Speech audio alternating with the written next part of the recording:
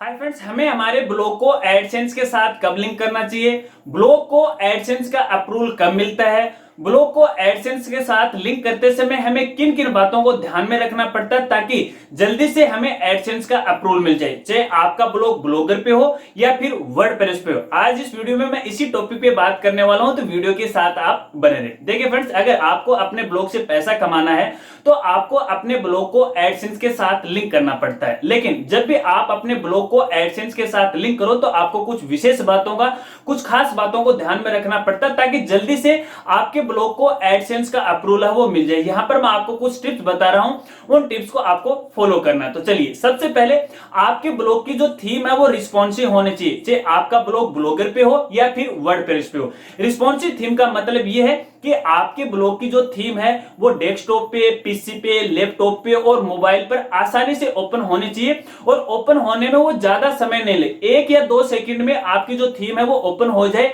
अगर 1-2 सेकंड में ओपन होती है या फिर जल्दी से ओपन हो जाती है तो आपको एडसेंस अप्रूव मिलने में आसानी हो जाती है। इसके अलावा फ्रेंड्स, आपके ब्लॉग पर 4-5 पेज है वो होने कंपलसरी है, जैसे अबाउट अस का, कंटेंट्स अस का है, प्राइवेसी पॉलिसी का है, डिस्क्लेमर का है, टर्म्स और कंडीशन का। ये पेज होना कंपलसरी है। अगर ये पेज आपको क्रिएट नहीं करना आते हैं कि इन पेज में अपन क्या लिखते हैं, कैसे लिखा जाता है, तो इसके लिए भी मैंने एक वीडियो बना रखी है। उस वीडियो का लिंक आपको ऊपर आई बटन में और इसी वीडियो के लास्ट में एंड स्क्रीन में मिल जाएगा, तो आपको आसानी हो जाएगी।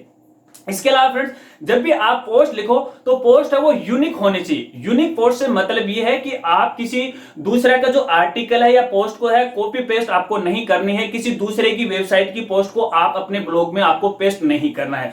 जो भी आप पोस्ट लिखो, जो भी आप आर्टिकल लिखो, वो आपके खुद के हो, अपनी भाषा के हो। इसके अलावा जब भी आप अपनी पोस्ट लिखो और उसके अंदर जो भी आप मटेरियल डालो यानी इमेज अगर यूज करो तो वो नॉन कॉपीराइटेड होने चाहिए, कॉपीराइटेड नहीं होने चाहिए। अगर आप कॉपीराइटेड इमेज यूज करते हो तो भैया आपको एडसेंस अप्रूवल है वो नहीं मिलेगा। इसके अलावा फ्रेंड्स, आपकी जो पोस्ट है वो एसईओ फ्रेंडली होनी चाहिए। एसईओ फ्रेंडली का मतलब ये है कि आपकी जो पोस्ट है वो गूगल के सर्च में आनी चाहिए। आपकी पोस्ट का title, description, Meta tag Google के सर्च में आने चाहिए। यानी जब भी आप कोई अपनी पोस्ट लिखो या आर्टिकल लिखो तो उसमें ऐसे कीवर्ड डालिए जो कि गूगल के सर्च में आए। इसके अलावा आपको अपनी पोस्ट में कभी भी एडल्ट सामग्री को यूज नहीं करना है, कोई हार्मफुल कंटेंट है वो आपकी पोस्ट में आपको यूज नहीं करना है। इसके अलावा जब भी आप कोई आर्टिकल लिखो तो 18+ आयु समझ के आपको लिखना है, यानी बच्चों के लिए आपको आर्टिकल नहीं लिखना है, क्योंकि अगर आप बच्चों के लिए आर्टिकल लिखते हो तो हो सकता है कि आपको एडसेंस का अप्रूवल नहीं मिलता। चलिए अब बात करते हैं कि जब अपने ब्लॉग को एडसेंस के लिए अप्रूवल के अपन भेजते हैं तो उस समय हमारे ब्लॉग पर कम से कम कितनी पोस्ट होनी चाहिए। तो देखिए फ्रेंड्स, यहां पर एक चीज मैं आपको बताना चाहूंगा कि यहां पर गूगल ने इस बारे में कहीं पर भी कुछ भी नहीं लिखा है कि आपके जो ब्लॉग है उस पर कम से कम कितनी पोस्ट होनी चाहिए। यहां पर मैं मेरा एक्सपीरियंस शेयर कर रहा हूं। यदि आपका ब्लॉग ब्लॉगर पे है तो आपके ब्लॉग पे कम से कम 20 से लेकर 30 के बीच में पोस्ट होनी चाहिए। यदि आपका ब्लॉग वर्डप्रेस पे है तो 30 से लेकर 40 के बीच में है वो पोस्ट होनी चाहिए। इसके अलावा आप जब भी ब्लॉग लिखते हो या फिर आर्टिकल जब आप लिखते हो तो आप कोशिश करो कि रोजाना आप एक आर्टिकल लिखो। आप एक निश्चित समय ले लीजिएगा कि एक सप्ताह में आपको 3 आर्टिकल लिखने हैं या फिर 4 लिखने, क्योंकि अगर आप रोजाना लिखते हो, एक निश्चित समय में लिखते हो, तो गूगल को ये समझने में आसानी हो जाती है कि ये जो बंदा है रोजाना लिखता है और इस समय ये आर्टिकल लिखता है, तो इसमें आपको जो अप्रूवल है एडसेंस का उसको मिलने में आसानी हो जाती है। चलिए फिर से बात करते हैं ट्रैफिक सोर्स की, यानी जब आप अपने ब्लॉग को एडसेंस अप्रूवल के लिए भेजते हो तो उस समय आपके ब्लॉग पे कितना ट्रैफिक सोर्स होना चाहिए, कितने विजिटर हैं वो पर डे के हिसाब से होने चाहिए। तो देखिए फ्रेंड्स, अगर आपका ब्लॉग ब्लॉगर पे है तो शुरुआत में 50 से लेकर 60 विजिटर हैं वो आपके ब्लॉग पे होने चाहिए पर डे के हिसाब से। यदि आपका ब्लॉग वर्डप्रेस पे है तो शुरुआत में 100 से लेकर 150 विजिटर हैं वो आपके ब्लॉग पे होने चाहिए। यहां एक चीज मैं क्लियर करना चाहूंगा, देखिए गूगल ने इस बारे में कहीं पर भी कुछ नहीं कहा है कि आपके ब्लॉग पे कितना ट्रैफिक सोर्स होना चाहिए, कितने विजिटर हैं वो पर डे के हिसाब से होने चाहिए, ये कहीं पर भी नहीं कहा है। लेकिन मान लीजिए कल को आपको एडसेंस अप्रूवल मिल जाता है और आपके ब्लॉग पे विजिटर नहीं है तो आपको अर्निंग कहां से होगी। तो कहने का मतलब ये है कि आपके ब्लॉग पर ज्यादा से ज्यादा ट्रैफिक सोर्स होना चाहिए। चलिए अब बात करते हैं कि आपको कस्टम डोमेन पे जल्दी अप्रूवल मिलता है या फिर blogspot.com पे। तो देखिए भैया, यहाँ पर ये मैटर है, कोई मायने नहीं रखता, आपको अप्रूवल है वो कस्टम डोमेन पे भी मिल जाएगा और blogspot.com पे है वो आसानी आसानी से मिल जाएगा। एक फ्रेंड्स बात है उसको आपको ध्यान में रखना है, मान लीजिए आपने पूरा क्राइटेरिया कंप्लीट कर लिया, जो टिप्स मैंने बताई ये कंप्लीट हो रही हैं, और जब आप एडसेंस के साथ लिंक करने जा रहे हो अपने ब्लॉग को, तो उस समय आपको ये ध्यान रखना है कि आपकी जो उम्र है वो 18 प्लस हो गई है, यानी 18 प्लस है वो हो गई।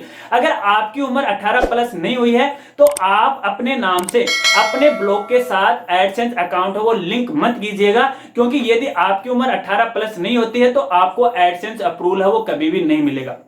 आपने पूरा क्राइटेरिया कंप्लीट कर लिया और आप अपने ब्लॉग के साथ एडसेंस लिंक करने जा रहे हो और आपकी उम्र 18 प्लस नहीं हुई है, उस समय आपको अपने परिवार के किसी भी सदस्य के नाम से एडसेंस क्रिएट करना है। अगर अपने परिवार के किसी भी सदस्य के नाम से एडसेंस आप लिंक करोगे तो आपको आसानी से है वो एडसेंस का अप्रूवल है वो मिल जाएंगे। चलिए फिर से बात करते हैं कि हम हमारे ब्लॉग को एडसेंस के साथ लिंक कैसे करते हैं। तो एडसेंस के साथ लिंक करने के लिए आपको अपने ब्लॉग की सेटिंग में जाना है और वहां पे आपको अर्निंग ऑप्शन दिखाई देगा। अर्निंग के ऑप्शन पे आप जब क्लिक करोगे तो वहां पे आपको एडसेंस लिंक का ऑप्शन मिल जाएगा। अगर वहां पे आपको एडसेंस लिंक का ऑप्शन नहीं मिलता है तो ऐसी स्थिति में आपको डायरेक्टली एडसेंस की वेबसाइट पे विजिट करना है और वहां पे आपको एक अकाउंट बनाना है, यानी एडसेंस में आपको साइन अप करना है। और साइन अप करते समय उस समय आपको अपने ब्लॉग का यूआरएल लिंक है आपको डालना है, फिर आपको फॉर्म सबमिट करना है। जो भी जानकारी आप वहां से पूछ रहा है वो जानकारी आपको फिल करनी है और फॉर्म सबमिट करना है। और एक बार फॉर्म सबमिट हो जाने के बाद एडसेंस की टीम है आपके ब्लॉग का रिव्यू करेगी।